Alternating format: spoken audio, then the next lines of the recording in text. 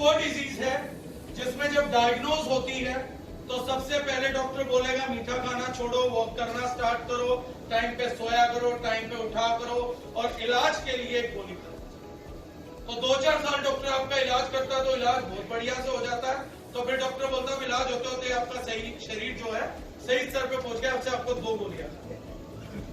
फिर आप कहते हो इलाज तो बढ़िया चल रहा है, डॉक्टर साहब बोले बहुत बढ़िया चल रहा है, आपके संबंध भी गहरे हो जाते हैं, फिर तो पारिवारिक डॉक्टर हो जाता है।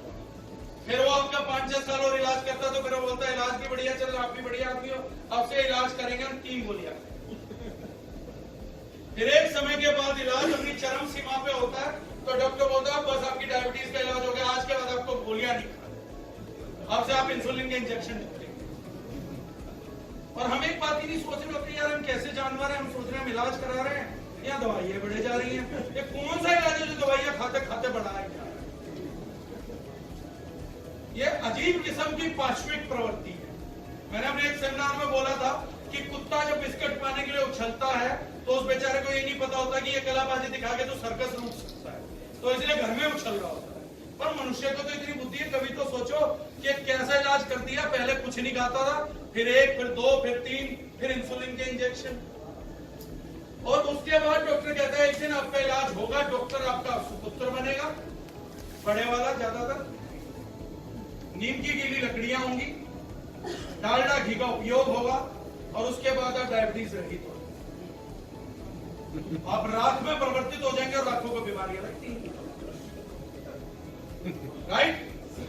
कई लोगों ने मुझसे पूछा था, एक सज्जन थे पंजाब में, पंजाब के लोग बहुत तेज हैं, तो मेरे साथ 2-3 बार हादसा हुआ पंजाब के सरकार।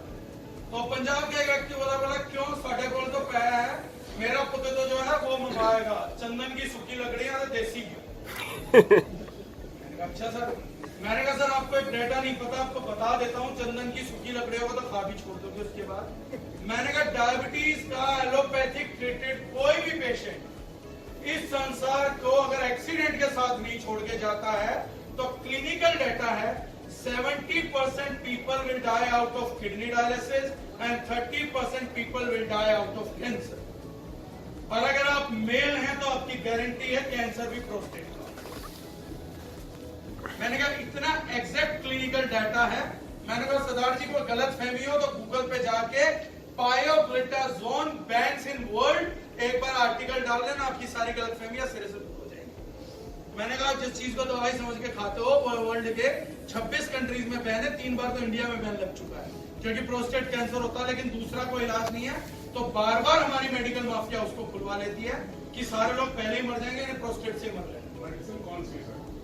पायोग्लिटाजोन सोल्ट, पायोग्लिटाजोन सोल्ट का नाम है सर।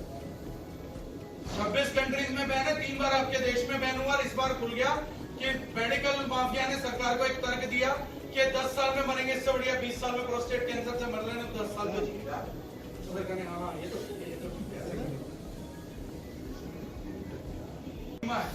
और जल्दी जानना है तो किडनी डायलिसिस सेंटर पे जाके लोगों का इंटरव्यू करिए, पूछिए कि कितने पेशेंट ऐसे हैं जो डायबिटिक हैं। और ये है कि डायबिटीज टाइप 1 का 90% पेशेंट 10 साल से नीचे के।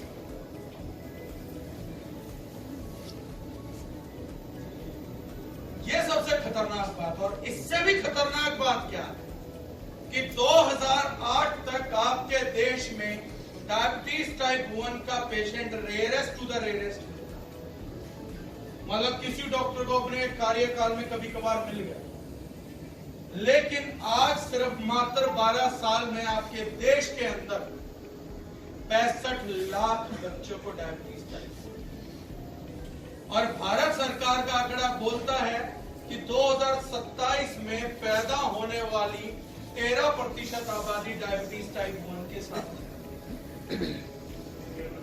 2027 13 to 15% people newborn would be diabetic type 1. With their birth they would be deformed. और ये ठीक नहीं किया जा सकता क्योंकि पेनक्रियास डिफॉर्मिटी। आप लोगों के लिए बड़ा सवाल बताता हूं सर, ये क्यों है? क्योंकि कभी शायद पर्सनल लाइफ में किसी ने एनकाउंटर नहीं किया होगा, मैंने भी जब तक नहीं किया था समझ नहीं आया था। एक वेल ऑफ फैमिली मेरे को मिली थी जिनकी 6 साल की गुड़िया को डायबिटीज टाइप 1 था, और उसकी मदर ने, जब हम फेल हो गए थे तो फाइनल डे मेरे से जिस दिन बात किया था, तो उस दिन अपने हस्बैंड के साथ जब वो पहली बार, लंबा किस्सा है, मैं बहुत शॉर्ट में बता रहा हूँ क्या फेल हुए, कैसे फेल हुए, बात की बात है। लेकिन जिस दिन वो फाइनल दिन आया तो उसने मेरे से एक ही सवाल पूछा कि सर मैंने कहीं गूगल पे ये फैक्ट पढ़ा है कि जो व्यक्ति, जो बच्चा या बूढ़ा इंसुलिन लेता है उसकी एवरेज एज 20 साल रह जाती है, क्या ये बात सच है? और सवाल क्या था कि मेरी 6 साल की बेटी है, आप बताइए क्या ये 26 साल से पहले मर जाएगी? सवाल तब हिट करा यार, ये बड़ी अजीब बात है। मैं बोलूं क्या? अगर ये बोलता हूँ ज्यादा जिएगा तो मेरी नॉलेज पे क्वेश्चन मार्क आएगा, ये बोलता हूँ मर जाएगा तो एक माँ को कैसे बोलूं तेरा बच्चा 26 साल से पहले मर जाएगा? तो मैंने जो जवाब था घुमा फिरा के दे दिया। मैंने कहा एक्सेप्शंस आर ऑलवेज देयर, हमने 40-40 साल भी लोग जीते देखे हैं। और मैंने कहा अभी तो लंबा टाइम है, कुछ ना कुछ रिसर्च आ ही जाएगी, क्या पता कुछ हो ही जाए डायबिटीज टाइप 1 का, तो आप डिसअपॉइंट मत हो। आप और क्या करेंगे, और कुछ कह भी नहीं सकते हो क्योंकि मेडिकल लिटरेचर या कोई लिटरेचर आपको सपोर्ट नहीं कर रहा। आयुष में डायबिटीज टाइप 1 के बारे में कुछ लिखा नहीं गया ग्रंथ में। अब ये भी बड़ा सवाल है कि वहां कुछ लिखा नहीं गया है, यानी कि मैनमेड डिजीज है, वरना आयुर्वेद ने लिखा होता कहीं आयुर्वेद डायबिटीज टाइप 1 पे, कुछ नहीं लिख रहा। अब सवाल यहाँ ये था कि उसके हस्बैंड उठ के आया, मुझे बोला कि सर 5 मिनट दीजिएगा, मेरे को 5 मिनट बात करनी है। तो उन्होंने कहा सर कि अगर आप लोग R&D डिपार्टमेंट में टच में हैं तो कोशिश करिए डायबिटीज टाइप 1 पे कुछ करें। बोले क्योंकि मैं अपनी लाइफ का एग्जांपल आपको दे सकता हूँ, पढ़ा लिखा आदमी हूँ, खूब पढ़ाई करके IIT से पास आउट हो गया, 2.5-3 लाख की नौकरी पे हूँ। बोले एक बच्चा हुआ, हम सोच रहे थे इसको पालेंगे, बड़ा करेंगे, इसी को, यही हमारी जिंदगी था। बोले 6 साल की एज में, अभी 4-5 महीने पहले पता लगा मैं कि इसको डायबिटीज टाइप 1 है। कह रहे कंट्रोल होती नहीं है, 600-700 जाती है, इंसुलिन का इंजेक्शन लगाते हैं तो 200-250 है। बोले हालत नहीं देखी जाती जिस दिन इसकी शुगर बढ़ती है। बोले और ये तो पता ही है मुझे पढ़े लिखे होने के कारण कि 25-26 साल तक इसकी डेथ। बोले मैं और मेरी मिसेज एक डिस्कशन करते हैं कि एक्चुअली में हम लोगों को इस दुनिया में आने की सजा दी गई है क्या? कि मतलब माँ बाप पढ़ लिख के आदमी चाहता क्या है कि परिवार बन जाए। मेरी लव मैरिज थी, वो बढ़िया गई। बोले उसके बाद हम चाह रहे थे हमारा एक बच्चा हो, बच्चे को पालेंगे पोसेंगे, जिंदगी कट जाएगी। बोले अब हमारे घर में एक बच्चा, 24 घंटे एक टेंशन है, ये कब मरेगा और ये कैसे मरेगा, ये कब मरेगा और ये कैसे मरेगा, और हम इसे कितना बचा लें। बोले हम सब कुछ देने को तैयार हैं लेकिन इस बच्चे की जिंदगी लौटने को तैयार नहीं। बोले दुनिया वंश चलाने के लिए शादियां करती है, मेरा वंश मेरी आंखों के सामने कह रहा हम इसे पढ़ाना लिखाना भी नहीं चाह रहे, हम कुछ करना ही नहीं चाहते, मुझे भी समझ नहीं आता मैं नौकरी पे जाके हो रहा हूँ। एक लाइफ ही जीने को मिली थी वो नहीं। बोले मैंने एक बार मिसेज से बात की कि एक और बच्चा बना लेते हैं, तो उसने साफ कह दिया मेरे अंदर हिम्मत नहीं है, अगर दूसरा डायबिटिक निकल गया तो मैं तो उसी दिन जहर खा के मर जाऊंगा, जिस दिन बच्चा निकलेगा। तो अगर आपको ये रिस्क लेना हो तो सेकंड प्रेगनेंसी लेना, अदरवाइज मुझे दूसरा बच्चा नहीं बनाना, मेरे को एक किया। उस दिन समझ आया बीमारी खतरनाक है। हमने थोड़ा सा रिसर्च किया कि ये कहीं पहले कांड हुआ है, तभी मैंने डाटा ढूंढा था कि क्या ये देश में और फैलेगी या ये तुक्के में हो रही है किसी को, या कोई प्रोसेस है इसका, तो पता करते हैं हम कुछ कर सके। तो पता लगा अमेरिका में आज से 20-22 साल पहले ये बीमारी उनके यहाँ पैदाइशी बच्चों में 15-17% तक पहुंची और आज ये 2-2.5% पे हो गई। तो कोई तो इलाज था जो उन्होंने खोजा था। जब उनका केस स्टडी पढ़ा तो पता लगा कि अमेरिकन गवर्नमेंट ने फंड किया था इस रिसर्च को कि पूरी रिसर्च हम फंड करेंगे, आप इसका इलाज निकालिए, इलाज नहीं निकल सकता तो इसका प्रिवेंशन निकालिए। और अमेरिकन जो पब्लिक है, साइंटिस्ट है, उन्होंने स्टेम सेल ट्रांसप्लांटेशन का रास्ता चुना कि जो बच्चा पैदा होता है उसकी जो गर्भ नाला है, अम्बिलिकल कॉर्ड है, उससे स्टेम सेल लेकर रिप्लेस करेंगे क्योंकि पेनक्रियास पूरी रहती है। और वो अपनी स्टेम सेल ट्रांसप्लांटेशन में fail, there was no improvement. लेकिन वहीं से साइंटिस्टों को एक ब्रेक थ्रू हासिल। उन साइंटिस्टों ने बोला कि इसके होने का एक बड़ा मुख्य कारण नजर आ रहा है, जो पॉसिबिलिटी है। उन्होंने कहा कि ये जब बच्चा गर्भ में था, जिस नाल से भोजन करता, गर्भ नाल से, उस गर्भ नाल में एवरेज 265 किस्म का इंडस्ट्रियल केमिकल मिलता है। उन्होंने कहा जितने भी ये निकाले थे हम लोगों ने गर्भ नाल, औसतन 265 किस्म का इंडस्ट्रियल केमिकल मिल रहा है उसमें जो बच्चा खा रहा था, इसलिए मेजर चांसेस है कि पेनक्रियास फेल। तब उन्होंने ढूंढा कि ये कैसे पॉसिबिलिटी है कि उनकी माए नॉन ऑर्गेनिक नहीं खा रही और नॉन ऑर्गेनिक में भी ये केमिकल नहीं है और ये इंडस्ट्रीज में नहीं गई तो इनकी गर्भनाल तक केमिकल कैसे पहुंचा? ये सबसे बड़ा सवाल, जिसका जवाब साइंटिस्टों ने निकाला कि वो इनकी लाइफ में कहीं ना कहीं केमिकल एक्सपोजर मिलेगा, हम इनके केमिकल एक्सपोजर को जाके ट्रैक करेंगे।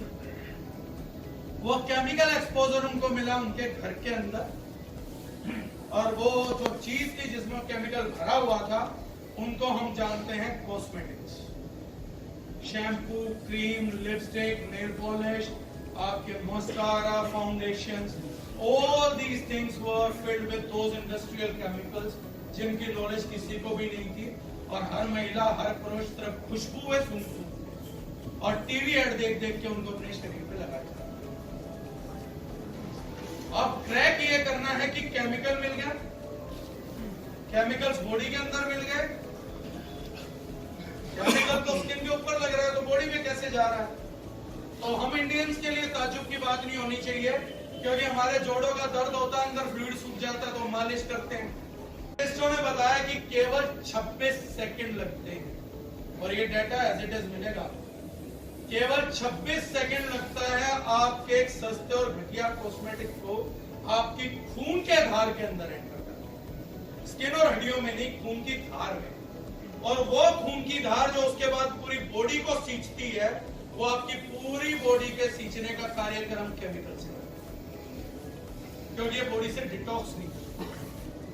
और इसका एक लाइव एग्जांपल देता हूं आपको, उसके बाद आपको समझ आएगा कि एक फैक्टर कितना खतरनाक है।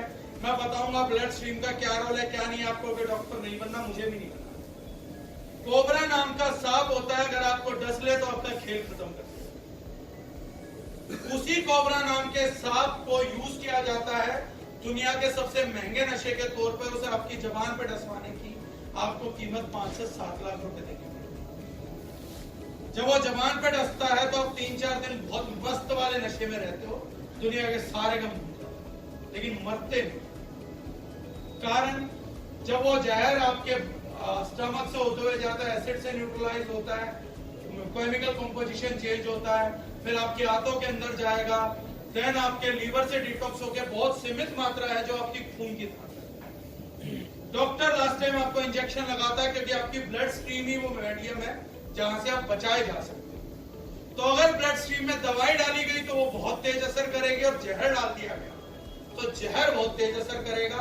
कोबरा इसीलिए आप पे थूकता नहीं है अपना जहर, पहले अपने दांत गाड़ेगा, आपकी वेन खुलेगी, उस वेन में ब्लड स्ट्रीम जब आपकी ब्लड स्ट्रीम और एक बार कोई चीज आपकी ब्लड स्ट्रीम तक पहुंच गई तो there is no biological process which can detox.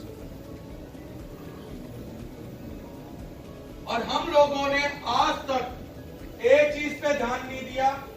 हम लोग कभी किसी से सवाल भी नहीं करते कि कंपनी इतना सस्ता खरीदना चाहते हैं हम तो पीछे का लेवल हटाई दे, इसके भी तो कुछ ना कुछ रुपए होते ही होंगे। हमने कौन सा पढ़ना है इसका, हमारे लिए काम ही क्या? कभी जिंदगी में पढ़ता किसी ने कॉस्मेटिक? हमें 2 चीज दे दो। मेरे एमएलएम के कई दोस्त हैं, एक तो परसों बेटा समझा रहा था मुझे, पब्लिक को भाई 2 चीजें चाहिए, बढ़िया पैकेजिंग और खुशबू। मैंने कहा यार बिल्कुल ही निकम्मी है क्या पब्लिक हमारे यहाँ की? शैम्पू में किसी शायर ने भी निकालते नहीं, जुल्फों की खुशबू में छाव में बोलते हैं।